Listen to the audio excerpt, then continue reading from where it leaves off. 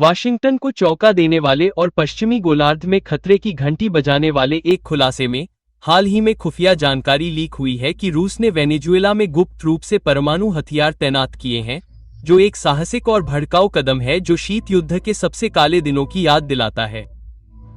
इस मामले से परिचित अधिकारियों के अनुसार अमेरिकी निगरानी उपग्रहों और टोही विमानों ने वेनेजुएला के कई सैन्य प्रतिष्ठानों के पास असामान्य गतिविधि का पता लगाया है, जिनमें विश्लेषकों का मानना है कि रूसी मध्यम दूरी की परमाणु मिसाइलों के लिए भंडारण बंकर और ट्रांसपोर्टर लॉन्चर सिस्टम है। ये खोज मॉस्को के भू राजनीतिक रुख में नाटकीय वृद्धि का प्रतीक है। अमेरिका की मुख्य भूमि से कुछ हजार किलोमीटर की दूरी पर परमाणु हथियार रखकर रूस संकेत दे रहा है कि वह न केवल पूर्वी यूरोप के युद्ध क्षेत्रों पर बल्कि अपने स्वयं के रणनीतिक पिछवाड़े में भी वाशिंगटन को चुनौती देने को तैयार है। इसके निहितार्थ गहरे हैं। परमाणु युद्ध का एक नया युग सामने आ सकता है और इस बार हम ये जानेंगे कि वास्तव में क्या हुआ। तो बने रहें। रूस द्वारा वेनेजुएला में परमाणु हथियार तैनात करने का निर्णय एक सोची समझी रणनीति है जिसके पीछे इतिहास, निरोध और भू राजनीतिक लाभ की कई परतें हैं। मॉस्को के लिए ये कदम नाटो के लगातार विस्तार और अमेरिकी सैन्य घेरेबंदी का सीधा जवाब है। यूक्रेन संघर्ष के फैलने के बाद से संयुक्त राज्य अमेरिका और उसके सहयोगियों ने कीव को उन्नत हथियार दिए हैं, कठोर प्रतिबंध लगाए हैं और पश्चिमी गोलार्ध में परमाणु संपत्ति तैनात करके रूसी सीमाओं के पास अपनी सैन्य उपस्थिति का विस्तार किया है। रूस रणनीतिक दबाव को उलटने की कोशिश कर रहा है, अनिवार्य रूप से वाशिंगटन को याद दिला रहा है कि वह भी घर के करीब खतरों के प्रति संवेदनशील है। यह पहली बार नहीं है जब मॉस्को ने लैटिन अमेरिका में अपनी ताकत दिखाई है। 2018 में रूसी Tu-160 परमाणु सक्षम बमवर्षक एक संयुक्त अभ्यास के हिस्से के रूप में वेनेजुएला में उतरे थे। उस समय तैनाती को व्यापक रूप से चेतावनी के रूप में देखा गया था, लेकिन मौजूदा स्थिति इससे कहीं आगे जाती है। यह संकेत देती है कि रूस अमेरिकी सीमा के ठीक दक्षिण में एक निरंतर परमाणु उपस्थिति स्थापित करने के लिए तैयार है। मॉस्को और कराकास के बीच गहराता सैन्य सहयोग पहेली का एक और महत्वपूर्ण टुकड़ा है। अमेरिकी प्रतिबंधों और आर्थिक संकट से जूझ रही निकोलस मादुरो की सरकार रूस के समर्थन पर बहुत अधिक निर्भर है। वित्तीय सहायता और तेल सौदों से लेकर खुफिया और सुरक्षा सहायता तक।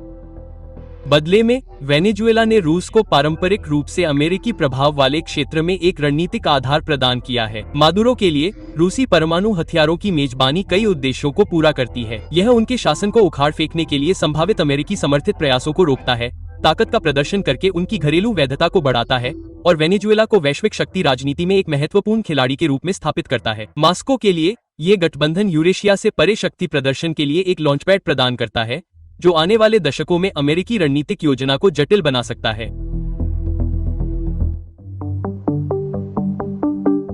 वेनेजुएला में रूस की परमाणु तैनाती को अलग से नहीं समझा जा सकता है। यह एक व्यापक रणनीतिक प्रतिद्वंद्विता का हिस्सा है जिसने दशकों से अमेरिका रूस संबंधों को परिभाषित किया है। परमाणु श्रेष्ठता की दौड़ आज भी उतनी ही तीव्र है जितनी शीत युद्ध के दौरान थी।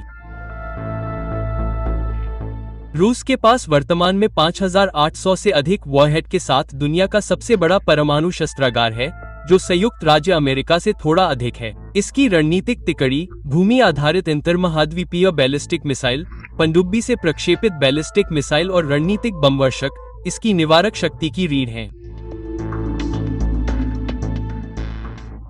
RS-28 सरमट अंतर्महाद्वीपीय बैलिस्टिक मिसाइल जैसी प्रणालियां 15 वॉरहेड ले जाने और 18,000 किलोमीटर से अधिक दूर के लक्ष्यों पर हमला करने में सक्षम हैं, जो मॉस्को को दुनिया के किसी भी बिंदु तक पहुंचने की क्षमता प्रदान करती हैं।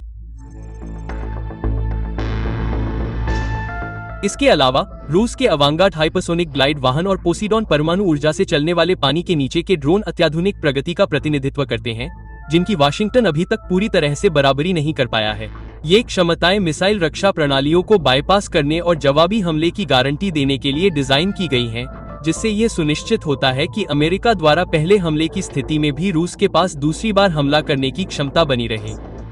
अमेरिकी तटों के पास ऐसी तकनीक की तैनाती के साथ भले ही कम संख्या में, रणनीतिक गणना नाटकीय रूप से बदल जाती है। अटलांटिक या प्रशांत क्षेत्र से आने वाले खतरों के लिए अनुकूलित अमेरिकी मिसाइल रक्षा प्रणालियों के पास कैरिबियन से लॉन्च होने पर प्रतिक्रिया देने के लिए बहुत कम समय होगा। मॉस्को ठीक इसी कमजोरी पर वाशिंगटन को ध्यान में रखना चाहता है। परमाणु शक्ति में रूस का एकमात्र प्रतिस्पर्धी अमेरिका ही है। लगभग 5200 वॉरहेड और एक समान रूप से मजबूत परमाणु त्रिकोण, भूमि आधारित मिनटमैन 3 अंतर महाद्वीपीय बैलिस्टिक मिसाइल, ट्राइडेंट 2 मिसाइलों से लैस ओहियो श्रेणी की पनडुब्बियां और B-52 और B-2 रणनीतिक बमवर्षक विनाशकारी प्रतिशोध में सक्षम एक विश्वसनीय निवारक बल सुनिश्चित करते हैं। हालांकि अमेरिका की अधिकांश परमाणु रणनीति विदेशी ठिकानों, मिसाइल रक्षा नेटवर्क और गठबंधनों के माध्यम से शक्ति प्रक्षेपण आगे की रोकथाम पर आधारित है। वेनेजुएला में रूसी परमाणु पैर जमाने से वाशिंगटन को रक्षात्मक स्थिति में लाकर इस सिद्धांत को कमजोर कर दिया गया है, जिससे अमेरिकी योजनाकारों को एक ऐसे परिदृश्य पर विचार करने के लिए मजबूर होना पड़ा है जहां उनकी मातृभूमि को तत्काल निकट सीमा के खतरों का सामना करना पड़ता है। यह तैनाती सीधे यूक्रेन में चल रहे युद्ध से भी जुड़ी है, जहां परमाणु निवारण हर रणनीतिक निर्णय पर भारी पड़ता है। रूस ने बार बार पश्चिम को अपनी परमाणु क्षमताओं की याद दिलाई है। पश्चिमी गोलार्ध में भौतिक रूप से परमाणु हथियारों की स्थिति बनाकर अब नाटो की गहरी भागीदारी के खिलाफ चेतावनी के रूप में अपनी निवारक सेना को हाई अलर्ट पर रखने से लेकर उन्नत वितरण प्रणालियों का परीक्षण करने तक मॉस्को उस रणनीति को अगले स्तर पर ले जा रहा है। यह संकेत देता है कि संघर्ष अब पूर्वी यूरोप तक ही सीमित नहीं है। यह दो परमाणु महाशक्तियों के बीच एक वैश्विक टकराव है। और इस व्यापक संघर्ष में रूस की प्रतिरोधक क्षमता की सीमाओं को पार करने की इच्छा उसे एक मनोवैज्ञानिक और रणनीतिक बढ़त देती है। वाशिंगटन के लिए यह एक दुस्वप्न परिदृश्य है, एक दो मोर्चे की प्रतिस्पर्धा जहां उसे यूरोप में यूक्रेन का समर्थन करना है जबकि अपने स्वयं के गोलार्ध को एक नए परमाणु खतरे से बचाना है।